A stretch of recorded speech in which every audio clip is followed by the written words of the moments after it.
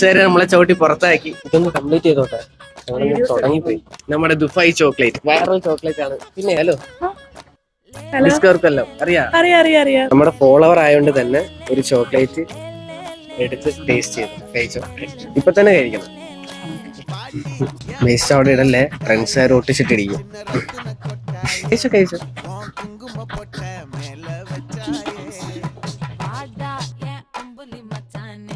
എങ്ങനെയുണ്ട്?